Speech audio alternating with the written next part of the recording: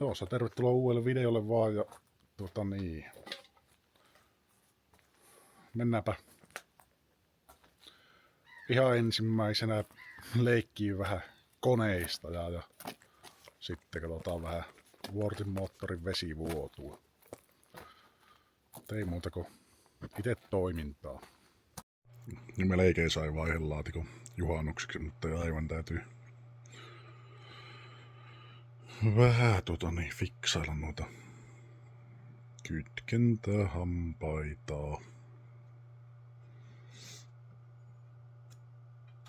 On vähän rotappurassu niitä.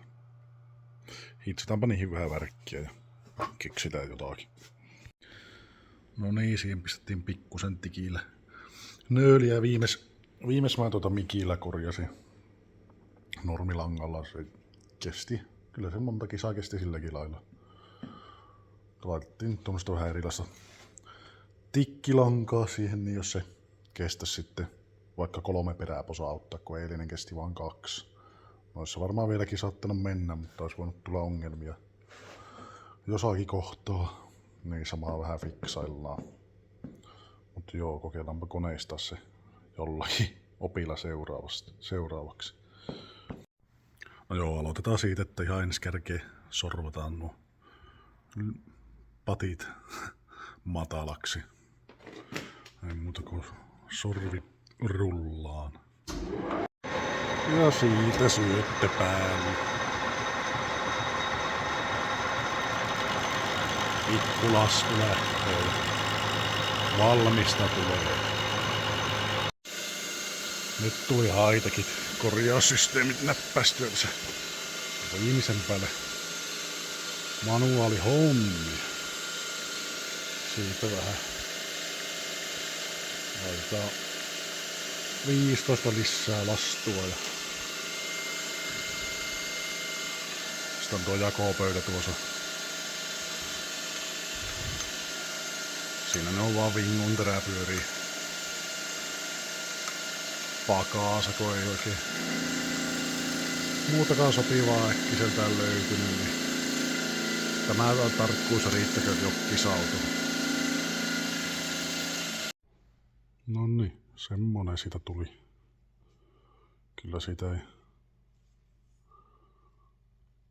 tähän rahaan parempaa saa. Ei muuta kuin toimittaa takaisin laatikkopajalle, että saa lyö nippuun ja laatikon paikalle. No niin, jatketaanpa sitä vesivuojo etsinnästä, että mistä sitä vettä on mennyt. Pyttyyn.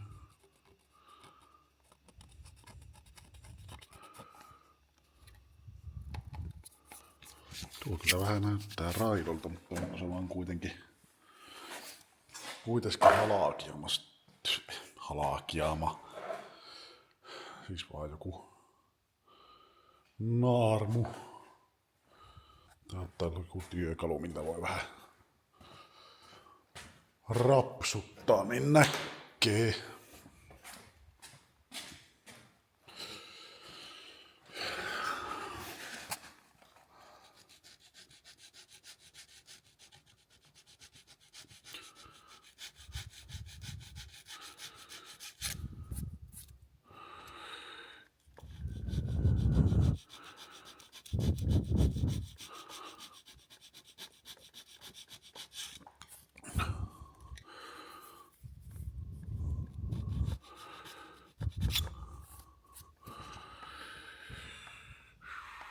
Väittäisin, että ei oo tuo mikään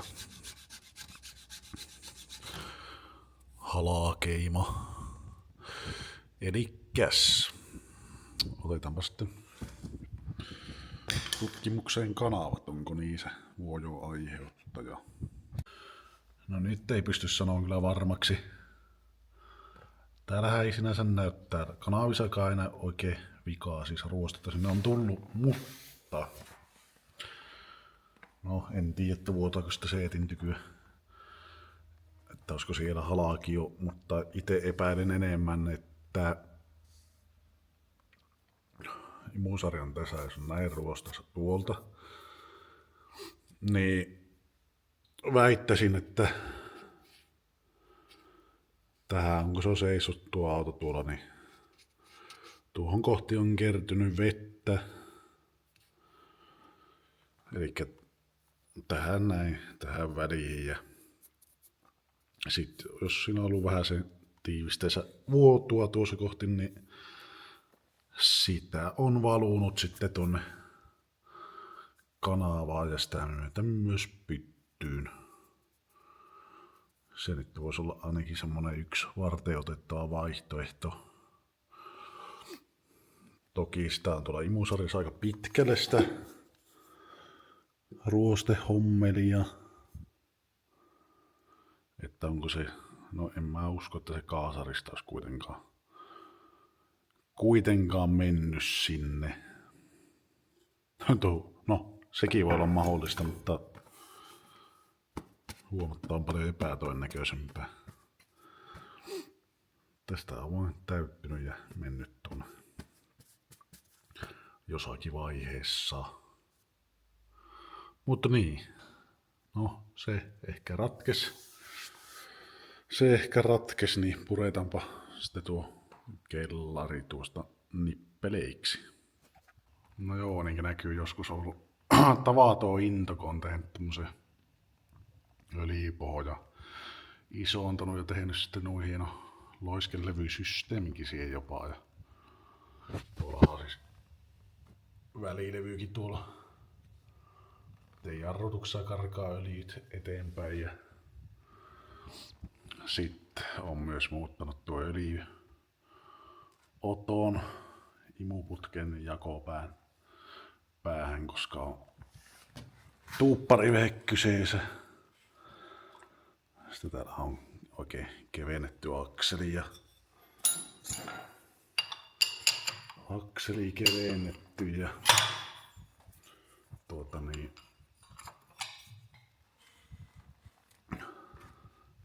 siinähän lukee se iskukin, mikä tässä moottorissa on, niin siitä voi laskea, että tää on ihan laillinen peli. Jos joku epäilee, että ei oo isot männät, mutta kyllä se on.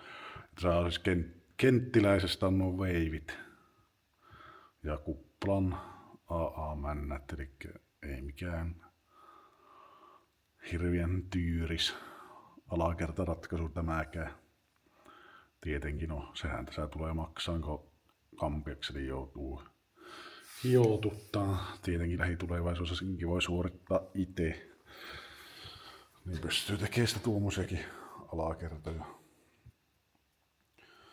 Mut joo, nyt päästäänpä sitä veivilöiset ja systeemit irti vielä, niin saa katsoa, ettei oo vaan lohkosaa muuta kuin pikkuhoonaus ja semmoset, ja se on sitten hyvä. No joo, siinä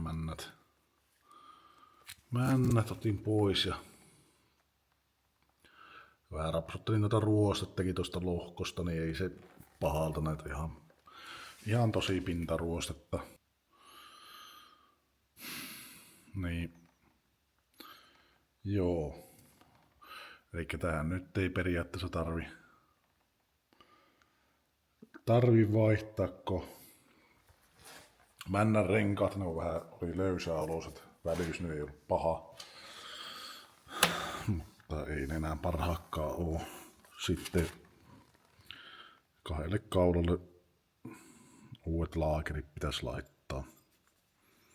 On vähän sen näköistä, että jotakin on meidän tapahtua. Elikkä tuommoiset 25 ylikokoiset kenttiläisen laakerit siinä. Oi ja männät on nuo volkkari, niin kuin aiemmin jo sanoin. Niin. Ei tässä ihmeempiä vissiin ole huoltua tähän moottoriin, mutta on parit uudet jutut ja vähän hoonia ja kannessa on vähän enempi huoltua. Mut niistä taas pääsee jatkaa vasta seuraavan työreissun jälkeen. Ja no joo, laatikon osat saatiin toimitettua tai fiksattua, niin sen nyt varmaan saa aika pian takaisin. Mutta toki tarvihan sille on vasta ensi viikon perjantaina. Tai tämä video tulee ulos, niin tämän viikon perjantaina.